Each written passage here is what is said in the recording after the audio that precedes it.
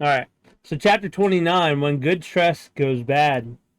The stress response works at its best when it is in short term and limited. Alright, so when our circumstances cause continued stress that we cannot change, or we do not know how to bring that stress back down, our body is not replenished for its effort. Imagine driving along the motorway at speed in second gear. There's only so long you can keep that up before damage is done. When stress becomes sustained over long periods, our brain tends towards more habitual behaviors that demand less energy. Our ability to control our impulses, remember information, and make decisions become impaired. Over time, our immune system is affected.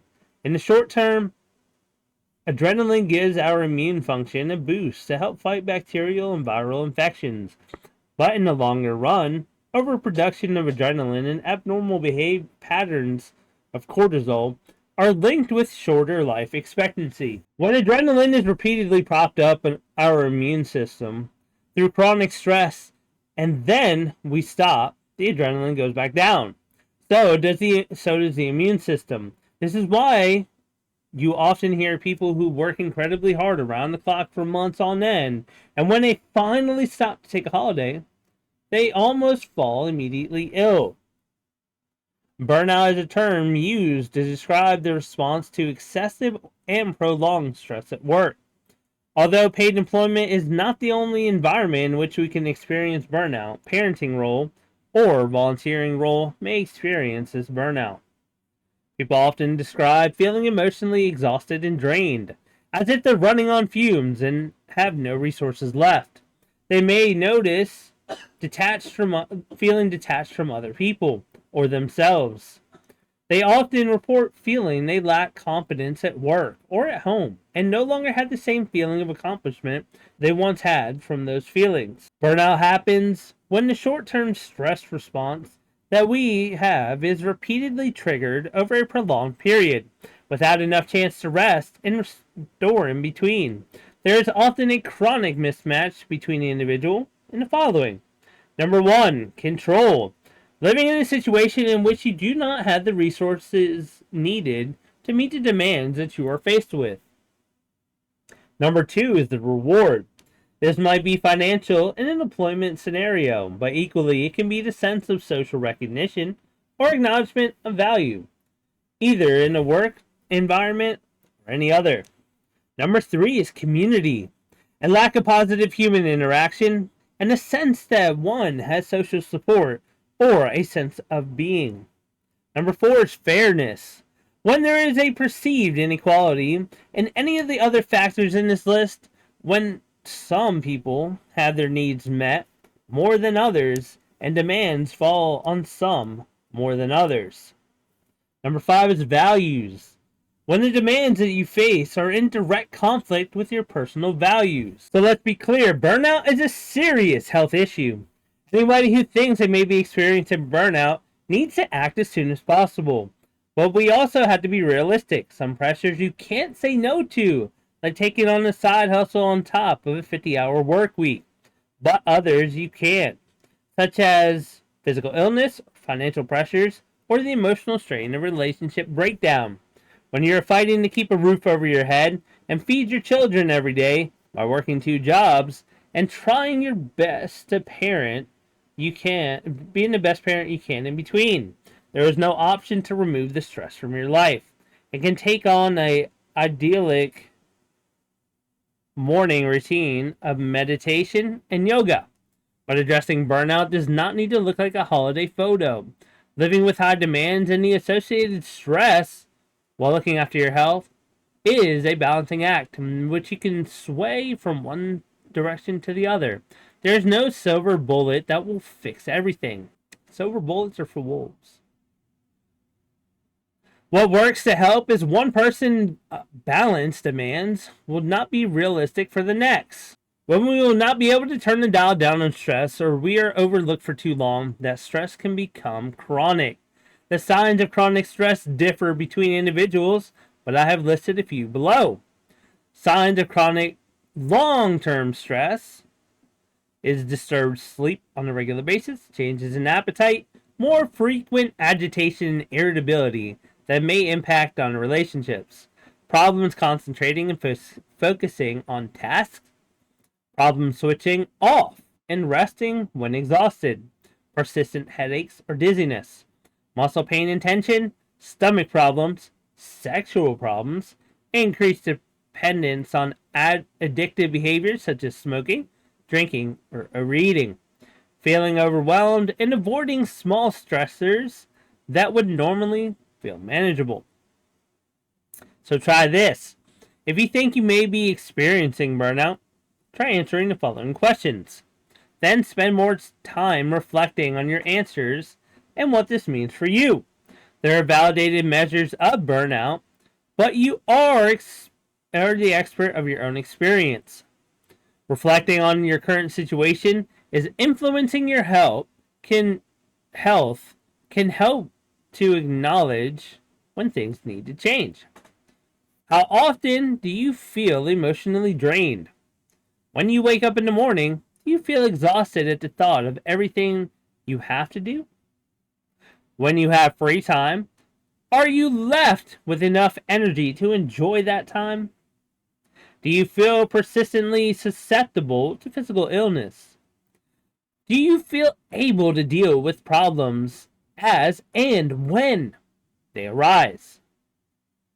Do you feel that your efforts and accomplishments are worthwhile? The communication between the brain and the body goes both ways. This means that when your body is under stress for extended periods and the persistent messages about this make changes to your very adaptable brain that is trying to regulate your body. This is why stress is so very damaging to both physical and mental health. It affects all aspects and every part of you. In the balancing act of managing stress and using it to our advantage while remaining healthy, we need to balance incoming demands with replenishment. The more we demand on us, the more replenishment we need. The more stress pouring into the bucket, the more released values we need to process it and make room for the outgoing demands. Alright, so I guess it's performance and pressure. Alright, so the good news is that we can reduce the effects of stress on the body with a few simple tools. And that I will describe in the next chapter. Alright, so chapter summary. The stress response works at its best when it's in the short term. Chronic stress is like trying to drive your car in the motorway in second gear. There's only so long before damage is done. Burnout is not just a workplace issue. There's no silver bullet that works for everything. The right balance for one person will be unrealistic for another. If you are showing signs of burnout, listen to them and respond now by meeting your needs. Alright, so chapter 30, making stress work for you. Alright, so in the previous section on fear, I talked about using breathing techniques as a fast way to calm the body and the mind.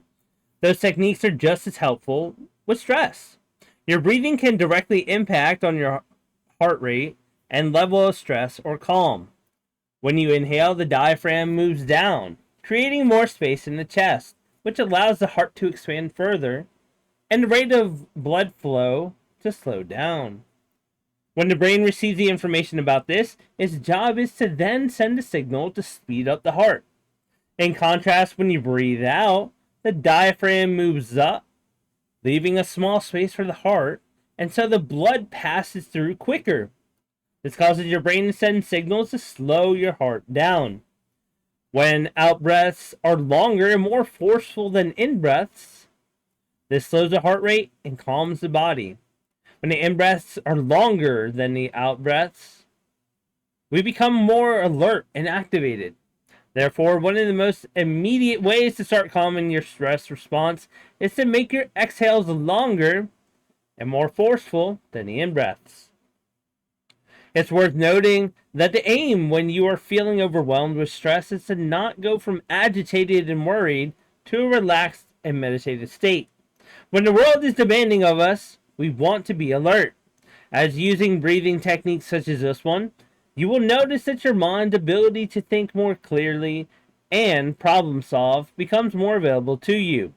In that sense, We are not trying to make it all go away and induce ultimate relaxation, but to put you in the best state possible in which you're able to use the advantages of stress response, e.g., alertness, and bring down the intensity of the disadvantages, e.g., worry and overwhelm.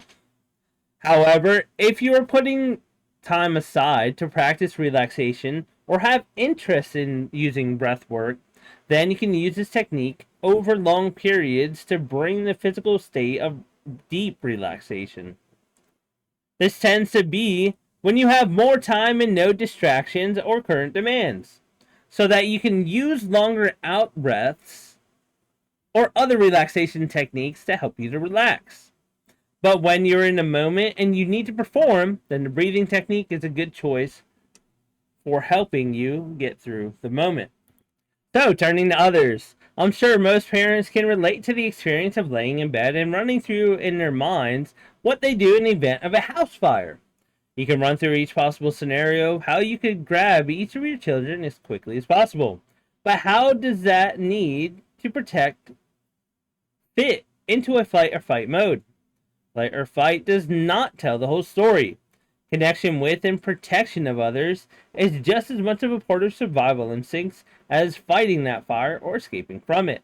Some stressful situations may lead to more selfish behavior, but other scenarios lead us to even more caring towards others. Research also shows that when we do focus on caring for others in times of stress, it changes our brain's chemistry in a way that produces feelings of both hope and courage. It even helps to protect us from the harmful effects of long-term chronic stress and trauma. So it becomes a source of resilience. This is a tend and befriend stress response. May have evolved from the protection of offspring, but this stress response is generic, which means that we can apply those same feelings of courage to any scenario that you encounter.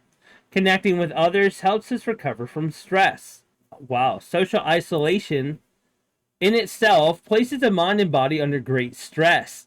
Greeting people we love in person and engaging fully in our relationships mitigates the effects of short-term and long-term stress. So goals. So much of what we are exposed to, especially in the self-improvement industry, is about your best, standing out from the crowd and being exceptional. One of the first questions you hear when you meet new people is, what do you do? A fair question, but one that reflects on our focus on careers. Life goals are often set from a competitive standpoint. Everyone's striving to prove themselves as enough, with symbols of achievement. We are led to believe that happiness is somewhere beyond becoming exceptional. Many people who discover differently have had to learn the hard way through burnout and mental health crises. But science is beginning to unravel this fallacy. Those who build their life on self-focused goals are more vulnerable to depression, anxiety, and loneliness, whereas those who structure their goals on something bigger than self tend to feel more hopeful, grateful, inspired, excited, and experience better well-being and life satisfaction. Of course, we all have times when we focus on the self, and the times when we focus on goals that are bigger than the self. We have the ability to shift between these mindsets, which is crucial. We only have to spend a small amount of time reflecting on how our choices and efforts might help a greater cause in order to shift our experience of stress. When we focus on how our actions, big or small, can help others, we show less stress response in difficult and demanding situations. So what does this mean in the real world?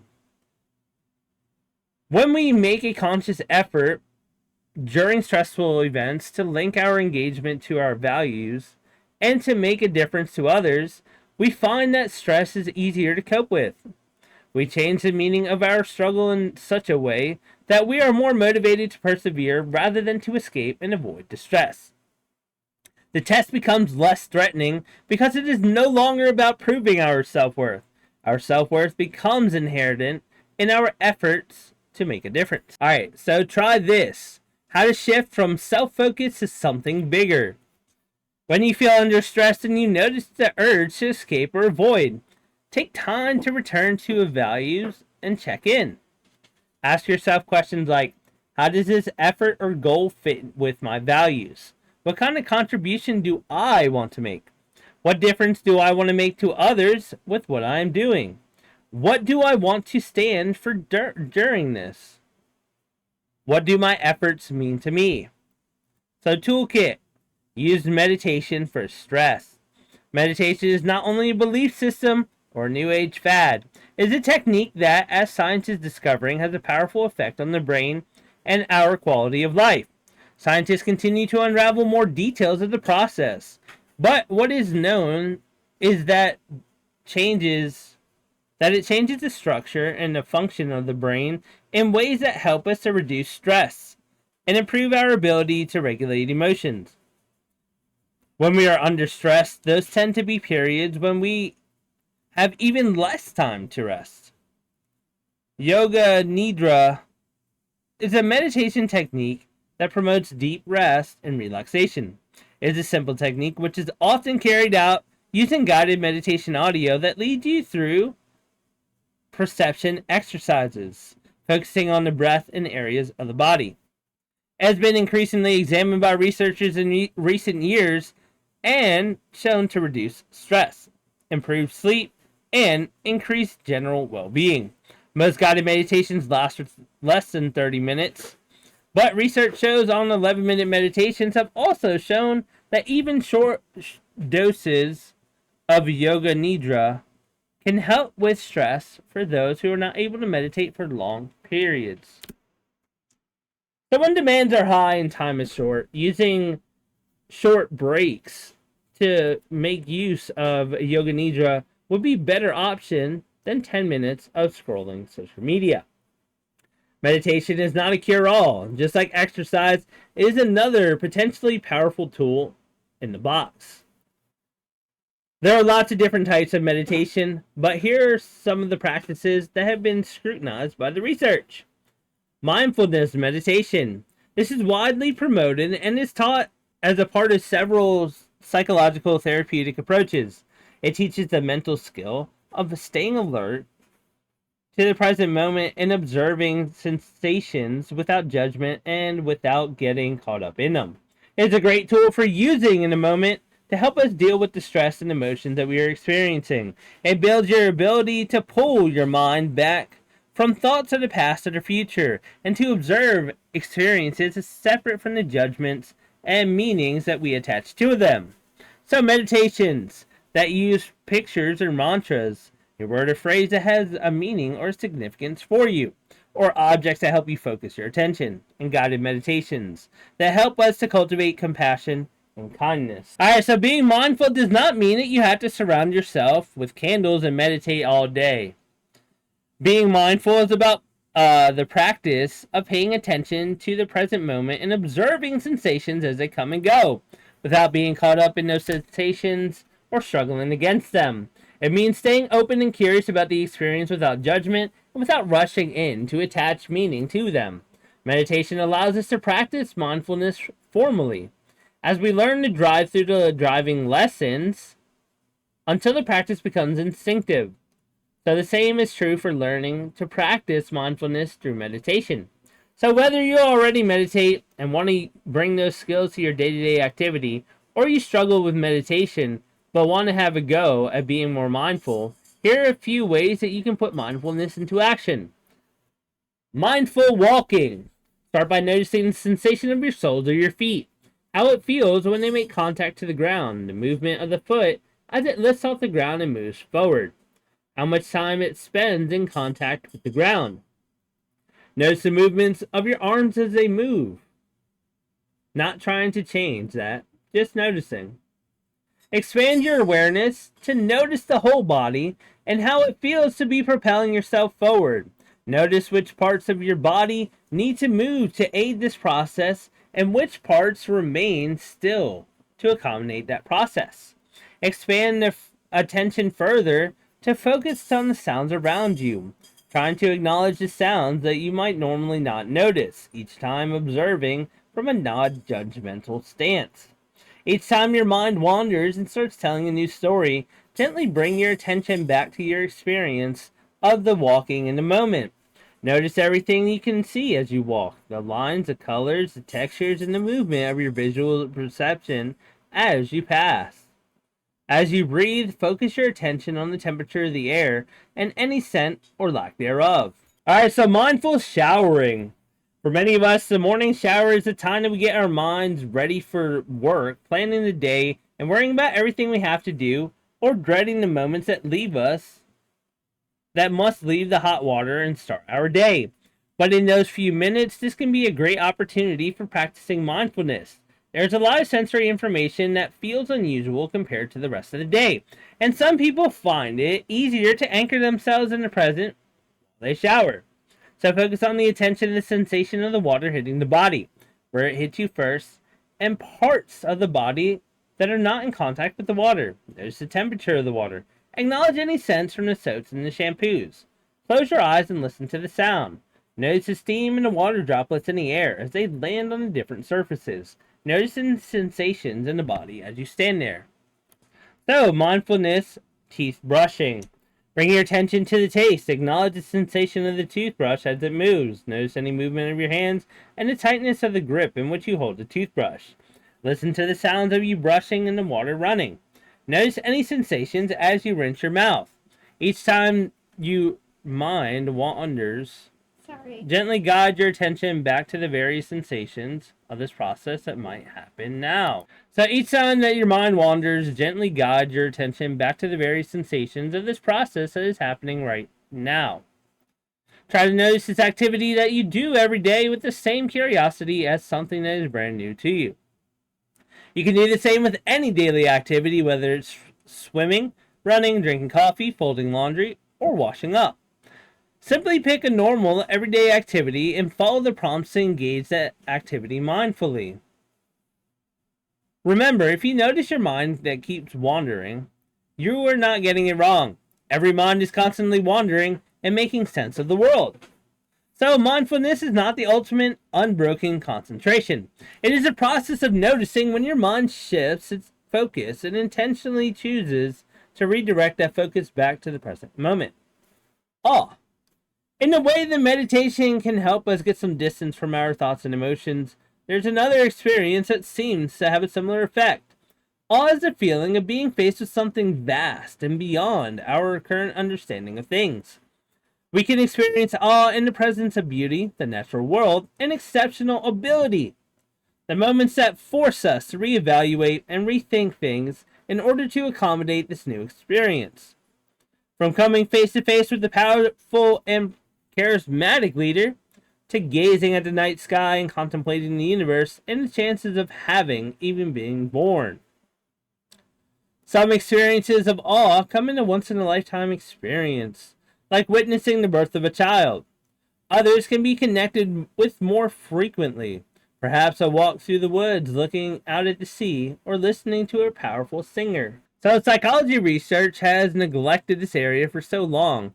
But we see awe used by people to detach from their messy details of everyday life and to widen the focus from the small stuff to the wider world and something that feels vastly bigger. But since the birth of the field of the positive psychology, the research is starting to acknowledge the importance of positive emotions, and not just the eradication of negative ones. There is some relationship here between awe and gratitude, but so far, any empirical evidence is lacking. In hearing people talk about their experience of awe, I hear people talking about feeling small, and in doing so, being able to recognize more easily what matters most. It appears to bring about gratitude and a wonder for having the chance to be alive. And it doesn't require you to live on a beach in Thailand or access to Niagara Falls. It can be felt with a focus on ideas and imagery. Many self-help gurus and motivational speakers talk about how the chances of being born are 1 in 400 trillion. This idea is even hard to comprehend and forces us to spend time trying to acknowledge about how fortunate we must be to have the chance to live, even for a short time. Those ideas trigger a sense of awe, and the something bigger than me feeling.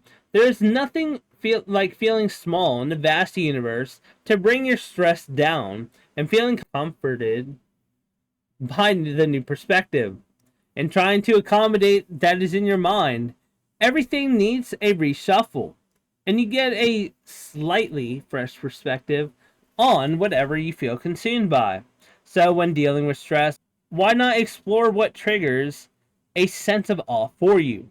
Whether it is time with animals or nature watching extraordinary performances or looking up at the stars. It helps to document these experiences, perhaps through journaling, so that you can understand the effects on you, and then later return to memories even if you cannot return to the place. So, chapter summary.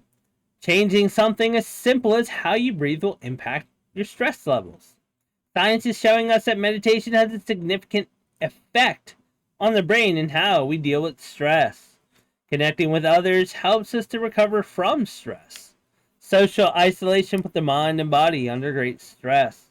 Goals founded in contribution rather than competition helps us to stay motivated and persevere under stress.